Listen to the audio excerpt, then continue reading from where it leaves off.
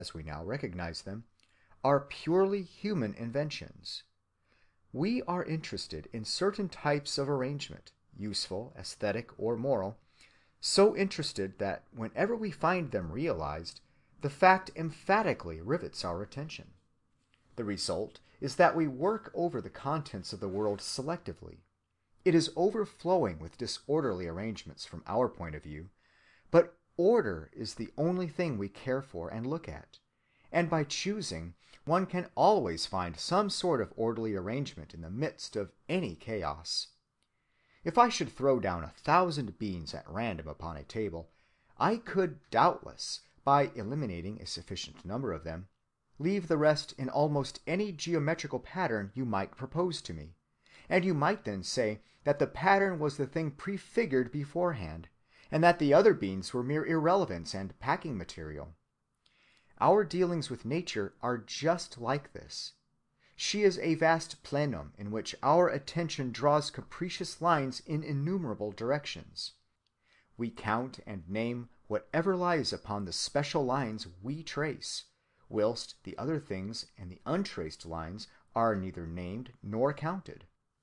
There are, in reality, infinitely more things unadapted to each other in this world than there are things adapted, infinitely more things with irregular relations than with regular relations between them. But we look for the regular kind of thing exclusively, and ingeniously discover and preserve it in our memory.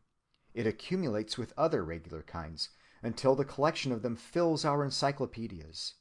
Yet all the while between and around them lies an infinite anonymous chaos of objects that no one ever thought of together, of relations that never yet attracted our attention. The facts of order from which the physico-theological argument starts are thus easily susceptible of interpretation as arbitrary human products. So long as this is the case, although of course no argument against God follows, it follows that the argument for him will fail to constitute a knock-down proof of his existence. It will be convincing only to those who, on other grounds, believe in him already. End footnote. The fact is that these arguments do but follow the combined suggestions of the facts and our feeling. They prove nothing rigorously. They only corroborate our pre-existent partialities. If philosophy can do so little to establish God's existence, how stands it with her efforts to define his attributes? It is worth while to look at the attempts of systematic theology in this direction. Quote, "Since God is first cause, the science of sciences say, he differs from all his creatures in possessing existence a se. From this aseity on God's part, theology deduces by mere logic most of his other perfections. For instance, he must be both necessary and absolute, cannot not be, and cannot in any way be determined by anything else. This makes him absolutely unlimited from without, and unlimited also from within, for limitation is non-being, and God is being itself. This unlimitedness makes God infinitely perfect. Moreover, God is one and only, for the infinitely perfect can admit no peer. He is spiritual, for were he composed of physical parts, some other power would have to combine them into the total, and his aseity would thus be contradicted. He is therefore both simple and non-physical in nature. He is simple metaphysically also, that is to say, his nature and his existence cannot be distinct, as they are in finite substances which share their formal natures with one another, and are individual only in their material aspect. Since God is one and only, his essentia and his esse must be given at one stroke. This excludes from his being all those distinctions, so familiar in the world of finite things, between potentiality and actuality, substance and accidents, being and activity, existence and attributes. We can talk, it is true, of God's powers, acts, and attributes, But these discriminations are only virtual, and made from the human point of view. In God, all these points of view fall into an absolute identity of being. This absence of all potentiality in God obliges him to be immutable. He is actuality through and through. Were there anything potential about him, he would either lose or gain by its actualization, and either lose or gain would contradict his perfection. He cannot, therefore, change. Furthermore, he is immense, boundless, for could he be outlined in space, he would be composite, and this would contradict his indivisibility. He is therefore omnipresent, indivisibly there at every point of space. He is similarly wholly present at every point of time, in other words, eternal. For if he began in time, he would need a prior cause, and that would contradict his aseity.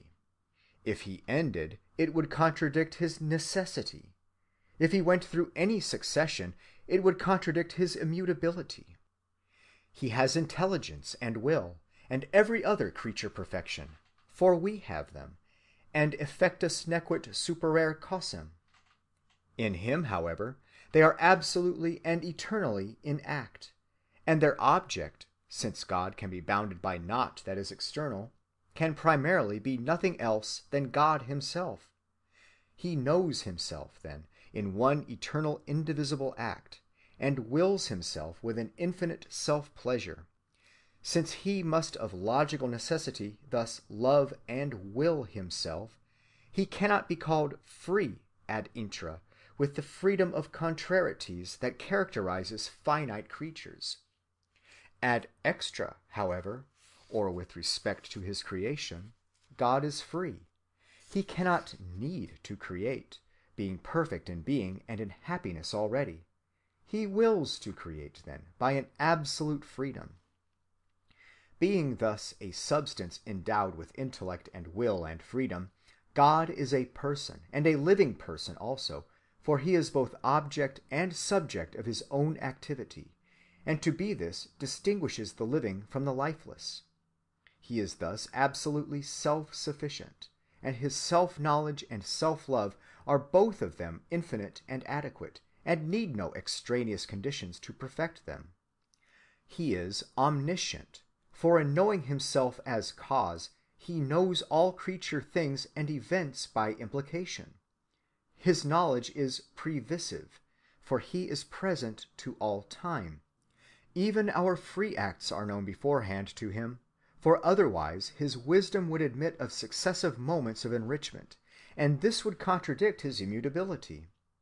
He is omnipotent for everything that does not involve logical contradiction.